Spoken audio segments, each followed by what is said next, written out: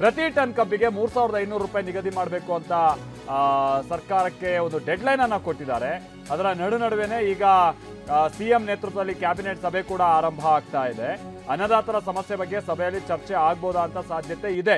ಅಕಸ್ಮಾತ್ ಏನಾದ್ರು ಚರ್ಚೆ ಆಗದೆ ಹೋದ್ರೆ ಇದರ ಬಿಸಿ ಅನುಭವಿಸೋಕೆ ಸರ್ಕಾರ ಕೂಡ ಸಿದ್ಧ ಆಗ್ಬೇಕಾಗಿದೆ. ಯಾಕಂತಾರೆ ಕೆಲ ಸಚಿವರುಗಳು ತಮ್ಮ ಹೊಣೆಯಿಂದ ಯಾಕೋ ಜಾರ್ಕೊಂಡಂತ ರೀತಿಯಾಗಿ ಕಂಡು ಬರ್ತಾ ಇದೆ. ರೈತರು ಅಲ್ವಾ 2 ದಿನ ಪ್ರೊಟೆಸ್ಟ್ ಮಾಡ್ತಾರೆ, ನಾಡಿದ್ದು ಸುಮ್ಮನಾಗ್ತಾರೆ ಬಿಡಿ ಅನ್ನುವಂಥ ರೀತಿಯಾಗಿ ಅವ್ರ ಯೋಚನೆ ಇದ್ರೆ ಅದು ತಪ್ಪು ಅನ್ನುವಂಥದ್ದು ಅಟ್ಲೀಸ್ಟ್ ಈಗಲಾದ್ರೂ ಅವ್ರಿಗೆ ಮನವರಿಕೆ ಆಗಿದೆಯಾ ಅನ್ನುವಂಥದ್ದು ನೋಡ್ಬೇಕಿದೆ. ಯಾಕಂದ್ರೆ 1-2 ದಿನ ಅಲ್ಲ 8ನೇ ದಿನಕ್ಕೆ ಸದ್ಯ ರೈತರ ಪ್ರತಿಭಟನೆ ಕಾಲಿಟ್ಟಿರುವಂಥದ್ದು. ಇವತ್ತು ಡೆಡ್ಲೈನ್ ಅನ್ನ ಕೊಟ್ಟಿದ್ದಾರೆ. ಅಕಸ್ಮಾತ್ ಇವತ್ತು ಏನಾದರೂ ಪರಿಹಾರ ಸಿಗದೆ ಹೋದ್ರೆ ಈ ಸಮಸ್ಯೆಗೆ ನಾಳೆಯಿಂದ ರಾಷ್ಟ್ರೀಯ ಹೆದ್ದಾರಿಗಳನ್ನ ಬಂದ್ ಮಾಡುವಂತ ನಿಟ್ಟಿನಲ್ಲಿ ರೈತರು ಸಿದ್ಧತೆಯನ್ನ ನಡೆಸ್ತಾ ಇದ್ದಾರೆ.